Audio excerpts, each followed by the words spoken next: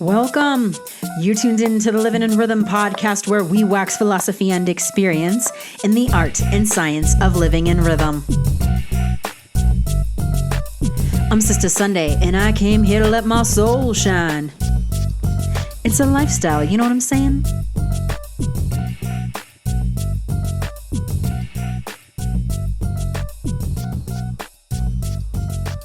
We're waxing from that new moon solar eclipse from just a couple weeks ago, and now we're waxing towards a full moon, which is going to be a lunar eclipse, or an eclipse of the moon, on May 5th.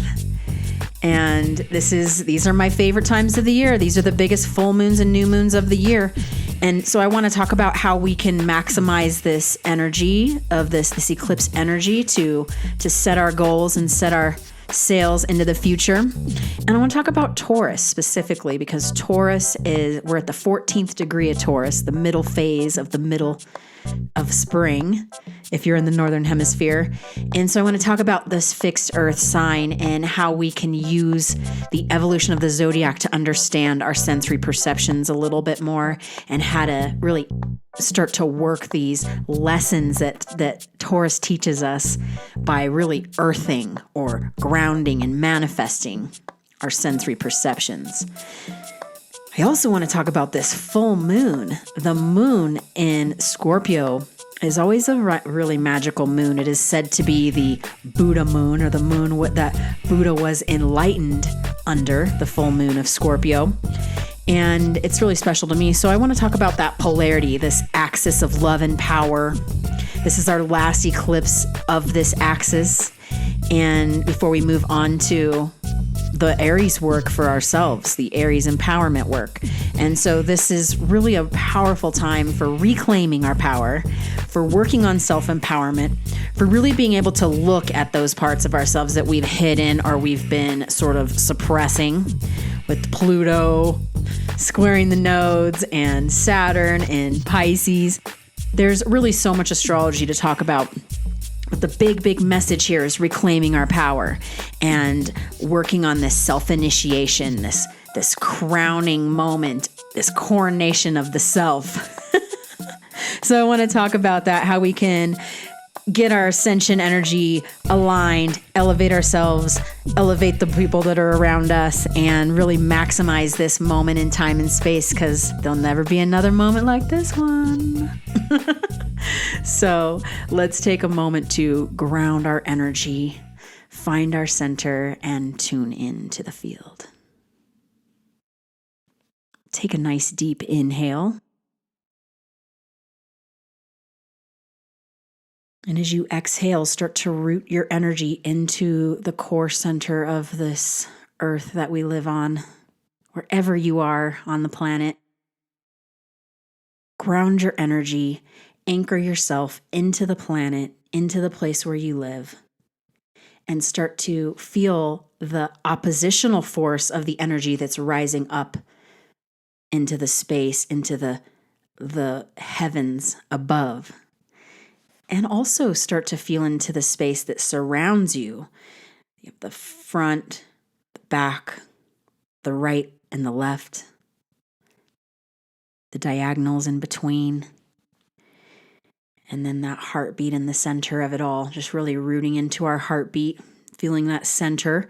And then as you get more efficient with this centering, this tuning in, you can start to then circulate that energy, that vitality, and that pulse of your own rhythmic heartbeat, your own rhythmic breath. Just really circulate it into the field, into the space that surrounds you, down and into the earth, up and through your system, out and into the space. It's really about getting this energy to move through you and in the space that surrounds you. And by really activating our presence in the center of our field, we can come into terms with what it really feels like to calibrate the core, where we tune into the spinal column, feel that sense of clarity and centering in the vertical axis of our field, of our center. Once that vertical axis is integrated, then to feel the broadening in the horizontal space, the horizontal axis of yourself. And really feeling the balancing and the friction, oppositional energy that creates integration from that vertical axis in opposition to the horizontal axis. It's really one of the best tools that we can use when we're tuning into our core, is just feeling the up and down and then the space around.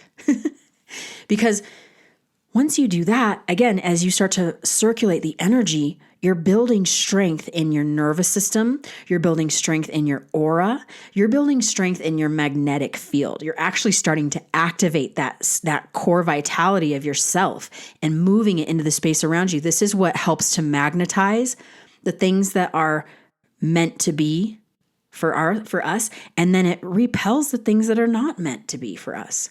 And the best way when we stay in tune this way, that's when we're living in rhythm, we're tuned in, the core is calibrated, and from that place we can really get the clearest perspective. From the center is where we can really hear the call, feel the guidance, sense the feedback, feel the self, sense when things are on or off. It's really, really powerful skill, but it's also really important. I feel like the more that we come to terms with our own center of gravity and really understanding the nature of our structural alignment, that's the Saturn energy. When you really start to work that structural alignment, you can fortify it, or you can learn to give a little space, or maybe you open up some rooms in I always think of it like my soul house, the house of my soul, where this is the place where my light dwells. I need it clean. I need it open. I need it clear. And so I'm constantly like cleaning house, And this is, again, by tuning in this way, you can get a sense of how the world is speaking to you, how your guidance is coming through, your intuition, support from your ancestors, your guardian angels, however you want to look at that. There's a way. From center is the best place to start. And I have this phrase, if you ever went into my physical Pilates studio, I had it framed as you walked in, center to enter. And it's one of those things where I really try to do, if I'm going to do something important, before I do a project or begin a thing, I center to begin. And if I can start with that, and then I try to carry it through as best I can. But the best thing is I start it with that. And so also really powerful experience to do first thing in the mornings, or when you first wake up, to feel that anchoring and centering with the self, the vertical axis, the horizontal field, starting to move that energy through your auric range of motion, through your field. And my gosh, like I said, this is where we resource energy. We get some back from ourselves, and we also can give it from this place in a really graceful way. That's what I've found in my practice. So I hope that helps. Take a moment to just tune in again before we get into the cosmic sync part of the sesh. I really feel this is the thing. It's like, again, we're going to tune into this cosmic stuff that is esoteric, it's philosophical, it's conceptual, it's subjective. And as I say in every session, this is your experience. I want to give you some tools that I use that I found beneficial to help me tune into myself. And I want you to refine and develop your own. Hopefully that's what you're getting from these sessions is a little insight and guidance how to make your own way, because it's very personal. This practice, this path we all walk is our own, So before we cosmic sync, I want to take a moment to come back to center, ground the energy, make your presence known in the vertical axis, the horizontal axis. Take 1 to 3 breaths to do this in your own timing. Feel your heartbeat. Just energetically state your presence just by being clear and aware in this moment. And then open yourself up so that you can receive what you need to and let what you don't go. And I hope you're inspired. I hope you're uplifted. And That's really the message of this time. This is our own unique experience, and we have to, the more we all honor that in our own unique way, the more fulfilling our independent lives will be, but also the more we can help each other make this world a better place. Okay, so now that you've grounded and centered, let's take a moment to talk about soul syncing with the cosmos. So as I've said before, the eclipses are some of the most powerful times of the year. The eclipses, the equinox, and the solstices are the most powerful, energetic times of the year. And this is because it has to do with the sun, the moon, and the earth making an alignment. And they're the most prevalent, these are the most prevalent celestial bodies that we have a relationship with. You can start to understand the planets, the other planets as they move through the solar system, but even if you just took a moment if you just took it into your own life to practice your connection and your understanding of the sun, the moon, and the earth cycles, when you can tune into these, you can start to tune into yourself as well. And again, just like this is what I call the living in rhythm. It's where you really line up with yourself, soul syncing with the cosmos, and you tune in to the rhythm of the earth and the sun and the moon. And so the best, easiest way to do that is to start to observe and make connections of what you're observing through the lunar phases, because the moon changes every 2.5 days. And so the moon is one of the best tools we have, not only to calculate time and space, but also to understand this rhythm of the wax and the wane, how energies can pull back and how energies can push in, the waxing and the waning. Powerful wisdom in that oppositional energy and that polarity. We just had a solar eclipse on a new moon in Aries. It was a dark moon. And if you observe over these last couple, if you've observed from a new moon, you can watch it goes from a new moon to the crescent, to the half, the first quarter, and then the gibbous, and then full. From that full, the energy wanes. Gibbous, last quarter, crescent, new. So this wave, this wax and wane happens over and over again. And what I've noticed is, as I said before in the eclipse of the sun session, I was really talking about like the new moon, especially when it's aligned with the North Node, it is the biggest new moon of the year because it's setting an intention. You can set intentions on a new moon. Every new moon is a great time to sort of take that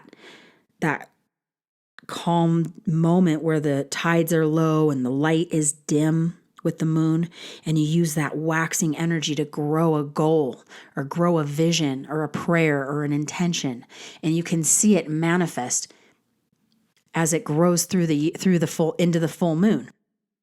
The cycle repeats in so many ways in our lives. The fascinating thing that I've experienced is if you watch that once a month, you'd be getting, that's like a monthly goal setting situation. When we look at the waxing situation of a solar eclipse, a new moon and a solar eclipse, this gives us a little bit longer time frame to work goal setting. So, for example, the eclipse this eclipse that we're going to experience on the 5th of May is the last eclipse in this cycle that we've had for the last approximately 18 months, where the North Node has been in Taurus, the South Node has been in Scorpio. And it started in January of 2022. That was when the North Node went into Taurus, and we had our first eclipse at the end. It was in April. That was the first. So if you think back to like last spring, 2022 spring to now, we have these are the lessons we've been learning in the North Node in Taurus. And so this eclipse happening, we won't see the North Node come back into Taurus for 18 years. And so this is like an 18-year cycle. But if you break it down, this is really interesting. But if you break it down to 9 years, this is approximately 18, approximately 9 years. But But if you break it down to approximately 9 years, you'll find that in 9 years, the North Node will be in Scorpio, in the opposite position it's in now. And this is important because if you look back like 10 years, 9 to 10 years ago from where you are, whatever goals or things you were working on from them, you can reflect and see where have I evolved? What have I evolved since then? And how can I maximize this to take it to the next 9 years or the next 18 years? Okay, so if you're into moon intent, moon goal setting, this is a really powerful tool. And if you're not, that's okay too. You can just observe. Like this eclipse is not going to be visible from the United States where I live. It's going to be visible from the other side of the planet. So that'll be interesting. We'll see. It'll be cool we'll talk a little bit more later into this episode about some of the cosmic things that are going to be occurring during the eclipse. But what I do want to say is that if you kind of take these windows, so 2 weeks ago we had the solar eclipse new moon. Now we're coming into this full moon lunar eclipse. And what I'm experiencing in my own life and what I hope that you're being able to play with is that the insight you maybe have had some revelations or some, you've just been contemplating some new ways to set your sails, so to speak, some ways to engage and live a little bit deeply, more connected to yourself, more connected to your authentic self and empowerment. That's what that Aries moon was about. Now we're hitting it. It's coming towards the Scorpio energy. And Scorpio is all about the things that have been hidden, suppressed, depressed. There might be some disillusionment. There might be some magic and mystery. And I just think that with this full moon coming up, there is opportunity for enlightenment, especially because it's going to be a lunar eclipse.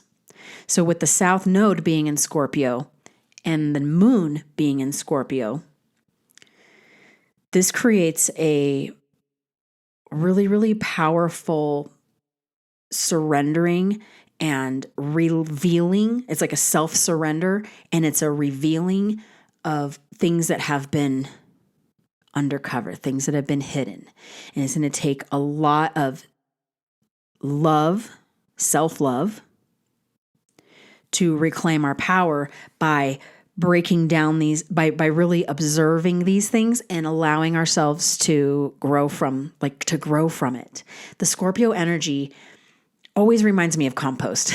I just think it's like compost. It's gonna help the garden grow. If you break it down and you let it soak in, it makes the garden grow. But a lot of people like to hold it. That's the point. It's like, or we hold it or we hide it or we don't want to use it. And it's like the stone that the builder refused will always be the head cornerstone. I know I'm always quoting Bob Marley. But here's the thing. If you think about this concept around 9 years ago, I set a goal for my self-empowerment. Now I have an opportunity to look at what worked with that goal setting and really double down on that, focus more deeply in that way. Or I can choose to stay where I'm at, stay hidden, stop. So this eclipse that's coming is the last eclipse in this nodal axis of love and power. That's what I termed it. And the reason is because with the North Node being in Taurus, it's very much about manifesting our love, our appreciation, grounding the things that we find energy from. It's a sensory experience, the things that we get energy from through our senses, through the things that we love and appreciate, through the things that we value. And so it's really emphasizing this loving nature. And with the Scorpio is all about power and reclaiming that power with the South Node. So if you think back, again, there's this really interesting pattern that occurs in the the eclipse cycles is that every 9 years, the eclipses occur in the opposite sign. And so the North Node, 9 years from now, will be the South Node. And what I find fascinating about this is that when we look, it reminds me so much of like the cup being the filling of the cup and then the emptying of the cup. It's like you want to fill the cup and then you want to surrender or drink, right? Or you want to imbibe or whatever it is, like use what's in there so that to empty the cup so that it can be filled again. And there's, especially when it comes to our self-empowerment, our self-worth, there's so much that we've been holding back. And there's so, in a lot of ways, I see how humanity has been, like, people are okay with the status quo, with as is. And the mantra I've been using a lot is like, do better today than I did yesterday. If I can do better today than I did yesterday, that's what I'm trying to do. Do better, do better, do better, feel better, like do my best. And from this space, if I do that, then I'm thriving and I'm pushing into, like, I'm actually working on myself. I'm building strength and support within myself. There's this other pattern, though, that can be like that a lot of us find ourselves in. We've all been there before, but I feel like this is kind of a moment in time when it's really easy to sit back and just to not let your soul shine, not let your soul shine. I can feel it in myself. That's why I'm like hesitating a little bit, because the last couple weeks, I've really come into this place of, I can see the places where I've been holding myself back. And I also see the places where I just have been pushing too hard, and the effort is ridiculous. Like trying too hard is just, it's not in the cards anymore. There's no more trying. It's only doing. And I think I was talking about this last sesh actually. And this is the whole thing. When I come to terms with that, then I'm okay with myself and where I'm at. I also feel present, and I've just come to this place where I realize that I don't need as much as I thought I did. I'm not yearning for feedback from teachers or classes, or like, I just want to sense the world for myself.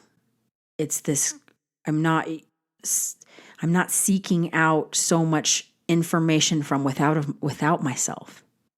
It's within me. It has been, and I've been cultivating it. And this is the South Node in Scorpio. It's like, what have I been, we can distract ourselves and really delude ourselves with outside feedback or looking for proof, listening for the magic in the words instead of really allowing ourselves to experience it because it's there for us. And, this, sometimes I've been using the word chasing a little bit, but I think I'm moving from that word. It's not so much a chase, but energetically it kind of has been a grasping. And, it's like, what was I grasping for? Do I want that? I don't even think I want that, and so it's really interesting because a lot of this, and this, I was talking about this with one of my besties, like so much of this has to do with the Saturn and in Pisces thing and this idea around our belief systems, which, fascinating. This is the whole thing, is when you're living in rhythm, the layers of the cycles, if you work with these transits, you will be prepared for the next transit. And this really started like this disillusionment of my belief systems and my looking outside of myself for information and wisdom and guidance. It started breaking down with the South Node in Sagittarius, which is Sagittarius is the teacher. It's also the wisdom keeper, the philosopher. It has a little bit, it's belief systems, and Pisces is that next level of it. But having that South Node in Sagittarius, I worked that transit intentionally and unintentionally. in that time period, I stepped away from a lot of practices and beliefs that I was really holding so dear and so true. And I let them go. I just like let the cord go. And it's just like spiraled out in its own field. And I was doing that with so many aspects of my life and belief systems and teachings I was holding and the way that I felt like it needed to be. So that was around 2020. Now here we are, a few years later, after everything we've been through, and I've shed some of those layers. Now that Saturn is in Pisces, it's kind of it's like we're back at this place where if I can start to see where some of those belief systems were like holding up the structure of things, and if I can let that go, again, if I can just let that go, then I'm left with myself and not all of this stuff that is just holding me down, weighing me down, making me feel slow and that's the Saturn energy. It's like slows it all down. It makes it feel heavy, makes it feel very, almost too grounded. And Pisces isn't really like that. It wants the freedom, the super consciousness, And so my point is evolving from that understanding of like the South Node in Sagittarius of like really letting my belief systems, like sort of surrendering them and releasing them. Now that we're at this final eclipse with the South Node in Scorpio, I'm like, that's where you get your power back then. If I let these things go, if I stop holding on to the world the way I saw or the ideas, the things that I believe, and I'm just trying to witness and live from day to day, it's such an exquisite presence that I can't even speak a word right now to describe that feeling of contentment, of really being able to, and I don't hold this energy. It's like I get glimpses of it throughout the day, and I'm reminding myself all the time. It's a practice. It's a lifestyle, to like come to terms with the self. But this is the self-work that we're being called to do so we can be strong enough and clear enough and powerful enough to thrive with all the changes and transformations that are happening in the world that we live in right now. So eclipses they're big. This is a really big eclipse from my perspective. I'll say this too. With this eclipse being in Scorpio, the full moon in Scorpio every year, I call it the Buddha moon. There's more formal ways to talk about this, but I equate it to the Buddha moon. And it's supposedly Buddha was enlightened on a Scorpio full moon, so they say. Now, time and space, the precession of the equinox, like who knows when, where, what. Okay. The rhythms are cool though, and the stories and the rhythms will help us understand that let's talk about it, like enlightenment and a Scorpio moon. And especially if it's an eclipse with a South Node, it's the ultimate surrender in order to become enlightened. And this is the whole thing, is like if we're holding on to all of this stuff, our belief systems, who we are, what we think we need to do, all the concepts of the self-concepts that we've like actually built around ourselves to like hold ourselves down and hold ourselves in or back, a full moon in Scorpio is like dissolve it and use it as energy, source energy. You can actually use it to grow and thrive, to become lighter, not so heavy, but enlightened.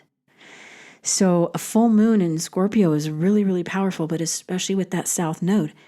The South Node is the emptying the cup. What here has to go? What here has to go in order for me to feel lighter, in order for me to be present and okay with this moment right now, as is, but not as is in a stationary way, is in a way where I'm actually getting energy and giving energy at the same time. It's totally different being present versus being complacent. Okay, so that's the full moon.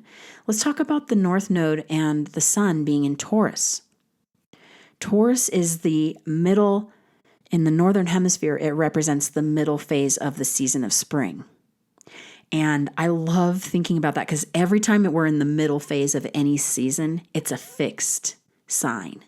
So Taurus is a fixed earth sign ruled by Venus.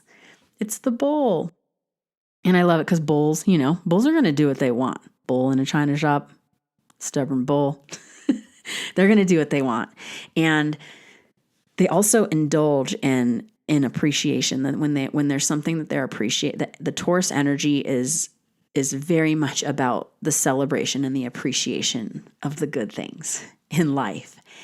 And this has to do with the sensory system, like the things that we like to listen to, or see, or taste, or touch, or feel. It's the energy. And I always think of the middle of spring. This is when all the trees are really blooming. I've been seeing so many people taking pictures of blooming trees, which I just love, like that happens for just this moment in time, It's such a quick little window where the trees bloom as they do at this time of year. And so we get this appreciation for this beautiful moment, this pure moment that's come after all this, the long cold winter that has been, so the Taurus is about that appreciation and just really soaking up the good feeling. Also for nurturing that sensory system so that we can sense and experience the world through our senses. And in the evolution of the zodiac, I always love to talk about this. The evolution of the zodiac gives us an understanding of how to use these lessons of each sign rather than just being like, it's Taurus season. I don't know any Taurus. You might know Taurus, you might not. Doesn't matter. Everyone experiences this. We all go through this rhythm once a year. Sometimes there's eclipses, sometimes there aren't. But the concept of around the evolution of the sign of Taurus, it comes from this Aries energy of the spark of life, the will to be present. I am. It then has this, I always think of babies. It's like a self-awareness. The Taurus is a self-awareness of understanding, oh my gosh, this is when the babies look at their hands and then they try to eat it. If you see a baby, or if you've grown a baby and you're raising a child, you've seen this, you've experienced this, is when the baby first starts to experience life. What do? They put it in their mouth. They're looking to taste it. They're like, ooh, that's cute. That's neat. Should I eat it? So it's like they have the sense of sight and then the touch, going for the feeling, and then tasting. They're listening to the sound of their people that they love's voices that they heard when they were in the womb. And now they're listening and tuning into the voices as they're out of the womb.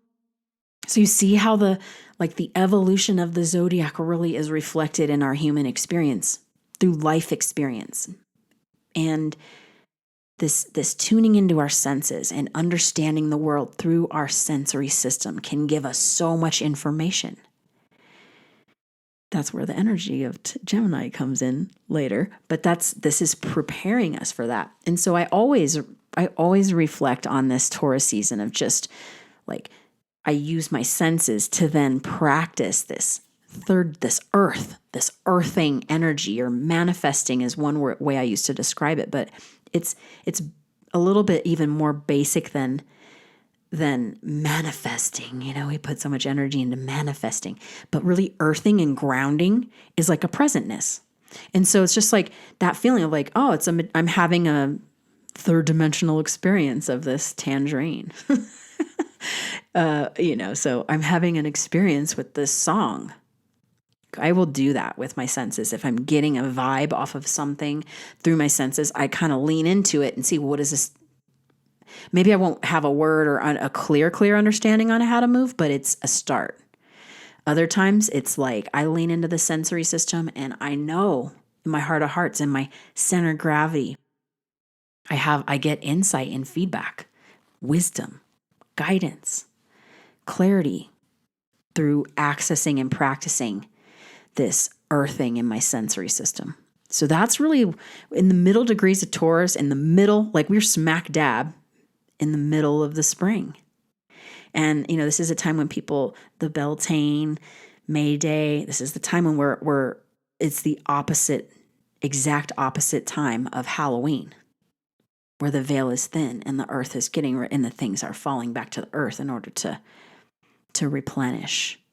So now we're seeing the benefits of that last autumn, last Halloween, last Samhain. Everything that we put into the earth and surrendered is now being brought up. But what's so powerful is with this eclipse happening at 14 degrees Taurus and 14 degrees Scorpio, this middle phase of these fixed signs, it's even more potent. It's like, just get rid of it. Empty your cup so that you can fill it again, so you can catch more water, you can catch more light, more energy, charge yourself up. And so it's just, we're with this eclipse happening, I'm going to empty the cup, pour it out, pour it back into the earth so the energy can be used and resourced. That's the way I'm working this. So that's the sun and the moon. Let's talk about then the actual chart of the eclipse. On May 5th at 11:34 a.m. Mountain Time, the sun is going to be at 14 degrees, 58 minutes of Taurus, opposite 14 degrees, 58 minutes of Scorpio. But in addition to the sun being in Taurus, we also have the North Node at 4 degrees and Mercury Retrograde at 8 degrees. And Uranus is there as well at 18 degrees. But this eclipse, this North Node, is joined with the sun and Mercury. And the way that I'm looking at this is Mercury is the great wisdom keeper, the messenger, the communicator. Joining forces with the North Node in the sign of Taurus really is talking to me about connecting to the elements, really feeling and making a relationship, sort of celebrating and making and like enriching and just nurturing my relationship and understanding to the elements, as they are so important for our life on earth. We have the sun, the light, the fire, we have the water, we have the grounding of the earth and the winds and the space. So understanding the nature of the elements and really giving appreciation for them. In one esoteric and prayerful way, you could actually consider it being like a communion with the elements and helping to not only like connect and commune, but also to sort of comfort and make known, like, hey, I always do that. Like, I live on the mountain, so I just put some love when I'm so appreciative of every single snowflake, every single raindrop. And you just like, thank you, water. Let the earth soak it up. And I just like, I relish in the earth soaking up the melting snow. It's good for us, And so I find I actually feel comfort in that. And I also feel I get energized from it. And this is the message. It's like anything that's going to help me down my path, that's going to help me stay true to myself and my presence, my soul mission, which could just be being here to let my soul shine, shine in your light. It doesn't have to be a big mission. And that's what I'm starting to come to terms with. It's like we all have a mission here, otherwise we wouldn't be here. Nobody's better than anyone else. Nobody's job is any more important than the next. It's about our commitment levels and how we show up. So some people seem like they're more important, but it's their commitment level. It's their presentness. And so the more you start to, again, it's this like idea around recognizing that the other person is you, or recognizing that I am that I am, and that if I'm nurturing myself, my presence, that's the best thing that could happen for the planet in this moment. There's nothing I have to do except for anchor my energy and be present. And then if I have more energy, I use it to do the podcast or whatever else.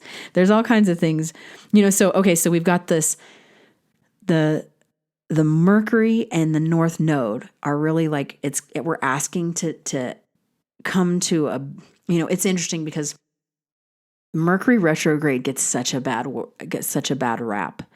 But what it really is, it's, for me, it's the rewind, the relax, the review.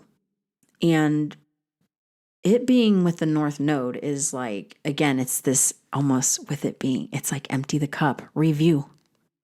regroup. What's necessary? What do I need really from this moment in time? And then empty the cup. Relax. Release.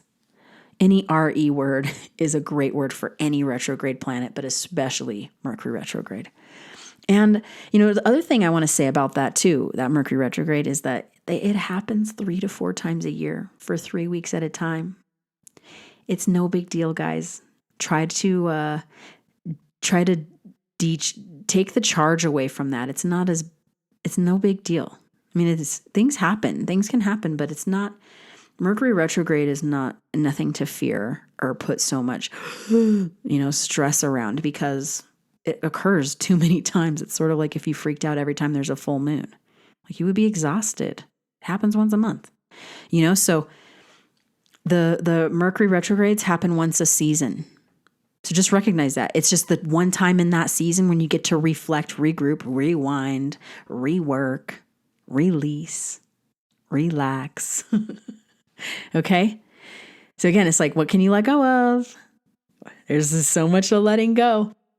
And it's funny too, because if you know me, I'm always talking about these cosmic waves, these waves that come through and how we can ride them. And these big wave riders, I am a big wave rider in my mind. I'm a big wave rider of life.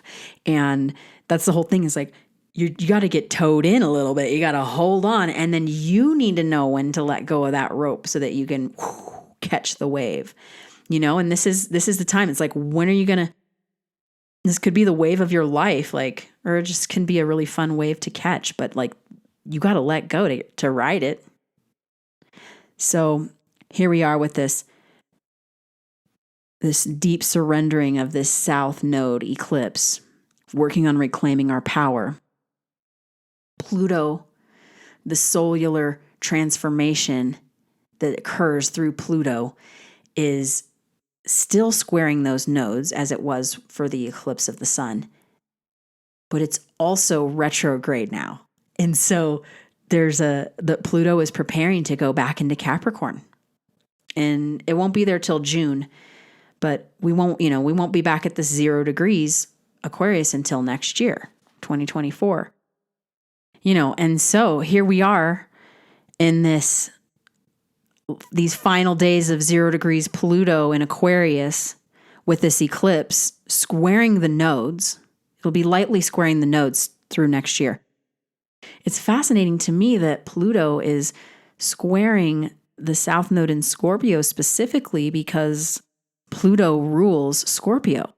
And so Scorpio, where the South Node is, Pluto, it's again asking, it's bringing up this, what can we empty and release and surrender in order to evolve?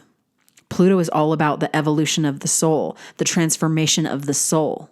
And we're going through this really deep cellular transformation at this moment, and it's requiring us to leave some things behind. This is where you climb out of the chrysalis potentially, or you leave the nest. This is which direction, what's going to nurture my soul's transformation, my soul's mission in a way where I can feel some fulfillment or some contentment, some happiness, reach some goals. What's aligning me towards my goals? And, when I think about Pluto squaring the nodes, which it's going to be doing for a while, every time I think of a square like this, I think of it like that, like a crossroads. It's a 4-way stop. It's like a half moon in a lot of ways. It's a square.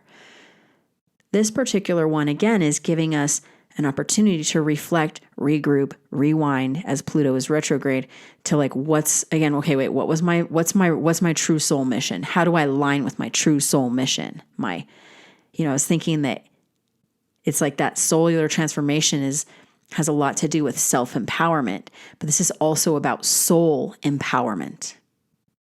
The transformation of the soul is soul empowerment. And so anything that's going to help me align with that soul empowerment that's where I'm going. That's where I'm putting my energy and my focus.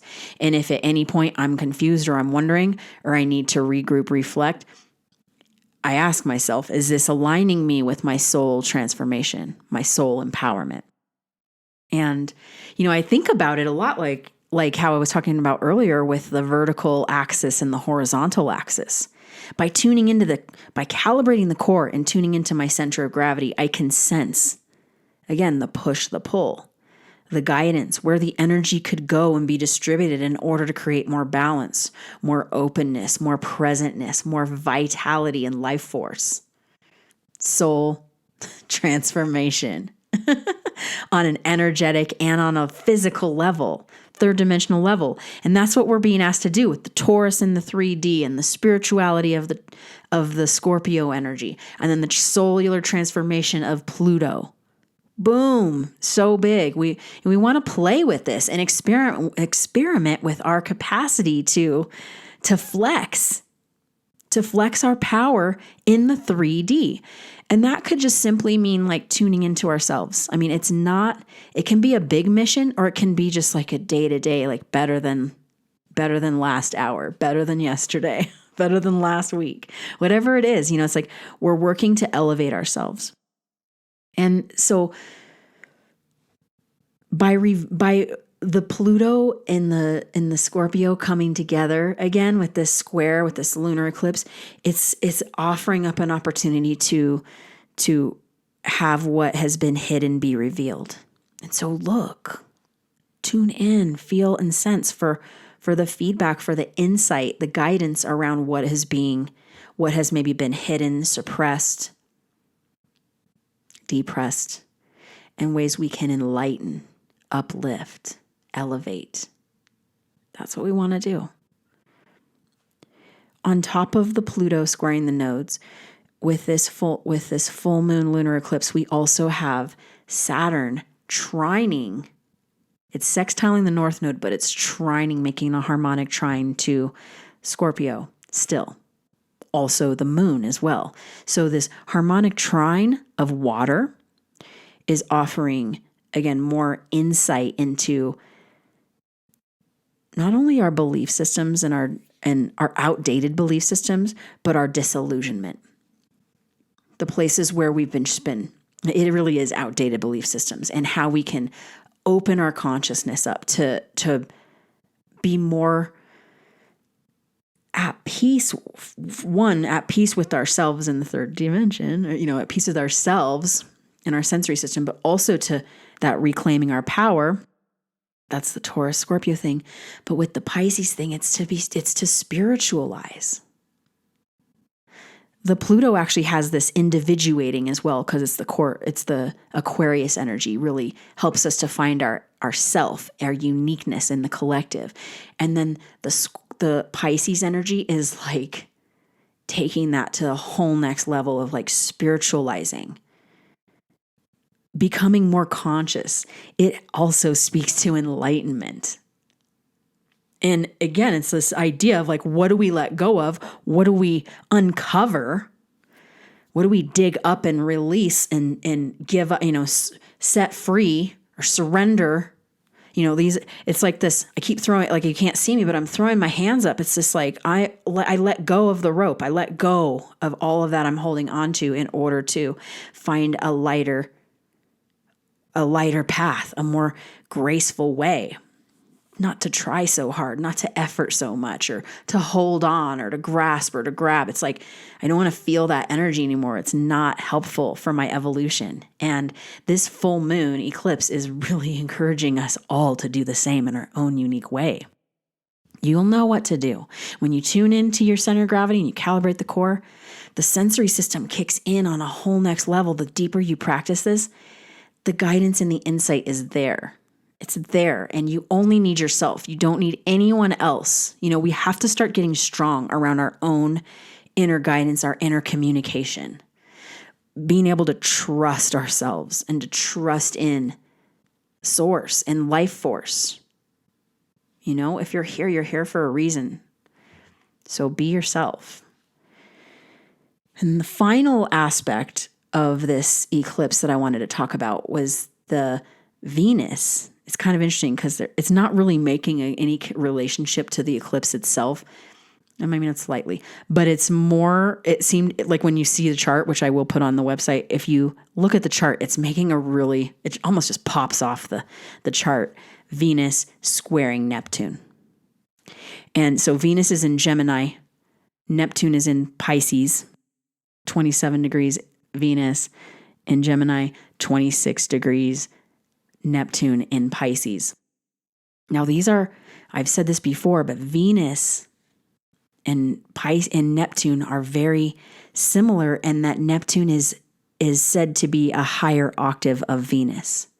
And Venus, being the ruling planet of Taurus, is all about that love, that appreciation, that tuning into our value systems, things that we appreciate and honor and cherish, the things that we find love in. That's the love. It's the energy of money and possessions. But it's really that love. It's that power of love.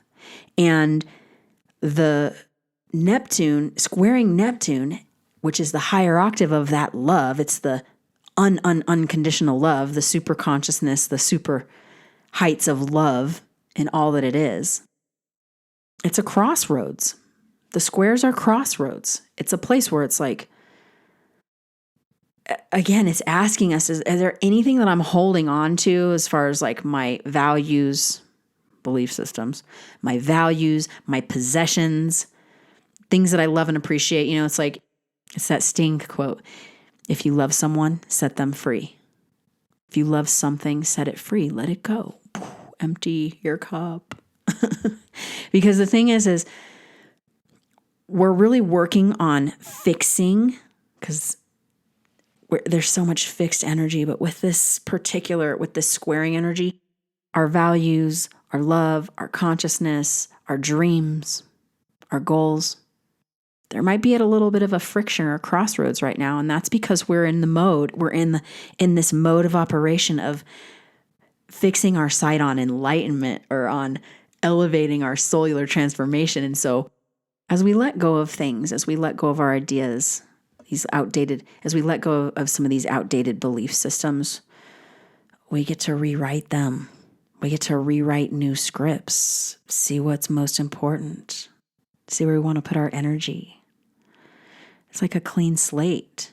There's a cleaning going on, a clean slate going on, so that we can reinvent ourselves or empower ourselves in new ways. This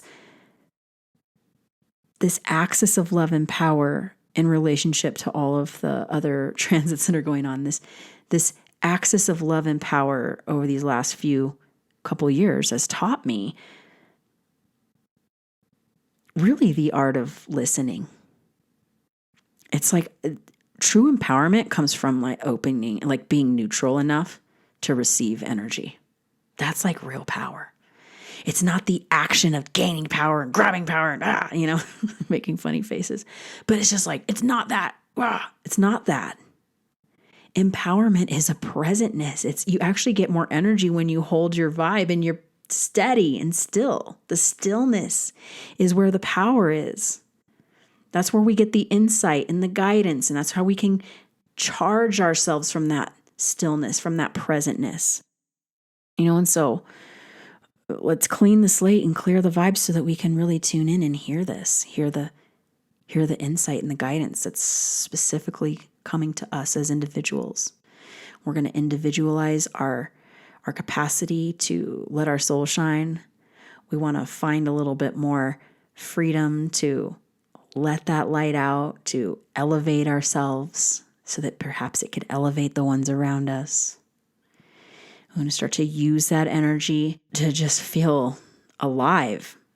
We want to use the energy in efficient ways instead of wasting time, depleting ourselves, not being present, So I hope you feel this polarity. It's like, choose you. Like I said last sesh, choose you. And the more you do that and the braver you are, and this is my thing, the braver we all are in letting that stuff go, surrendering the chase and the effort and just allowing ourselves to be present and magnetic so that what we need comes to us. That's power, y'all. The magnetism is the power. So that's what this is the lesson. And we have we have some time to play with it. We have a few more months to really work this wave before we shift some gears and we start to play with the North Node in Aries, which, again, this like, we won't know till we live through these transits, but reflect a little bit on where you've been the last couple years, how you have been engaging in maybe trying too hard or not trying enough, and see if you can find a balance, find that middle way. Because it brings me to this is what I feel like we're coming to. The coronation. Sure, there's King Charles III is being coronated hours after the eclipse peaks, with the sun still in Taurus and then the moon still in the sign of Scorpio. He will be crowned king. He's been waiting his whole life for this moment, right? Preparing for it. Regardless of whatever you think about the monarchy, the British monarchy. As an American, I get to look at it from the outside, so it's fun to observe and to study. But the reason why I study these things and I observe them, I'm getting energy from understanding the power plays that are at hand. And this coronation, the investiture and initiation of one man, I am that. I am that. I am. So I can learn from what I'm seeing outside of myself, and what I see and what I'm feeling is this, once again, this reclaiming our power and our elevating ourselves. It's like a culmination of all of our work and all of our effort. We're being initiated into our own self-empowerment. And so I'll tell you this, like, he can be crowned, but we can crown ourselves. And this is part of what I feel like is really coming to play with Pluto in Aquarius, as well as like we're being called to, like, we have to write our own Declaration of Independence. We have to proclaim we have to like have our own proclamation of our emancipation, our own freedom. We're learning to set ourselves free in so many ways. And the powers that be would love to just like keep us, so there's so much feedback and energy that's kind of working against that self-empowerment, which is why even more important to stay strong and true to our own focus, our own prayers, our own intentions and missions, our own goals. But again, there's so much we can learn from this outside world, the feedback. And I'll tell you this, that King Charles was born on a lunar eclipse with the North Node in Taurus, as it is today. He was born with the North Node at 4 degrees, which is where it is today, which is where this eclipse is happening. He was born with the moon in Taurus, conjunct that North Node. It was at 0 degrees and opposite the sun in Scorpio. So he was born on an eclipse that happened in 1948 in the axis of love and power. And now he's coming to his power, crowning himself, being crowned, being initiated, being invested in. This investiture is occurring when the North Node comes back to where it was when he was born, on an eclipse. Like, that's so powerful and not a coincidence.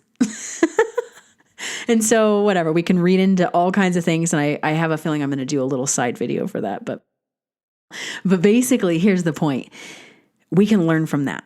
If he's taking this moment in time to take this North Node at 4 degrees in Taurus, South Node in Scorpio, to be crowned, to be initiated, why can't we?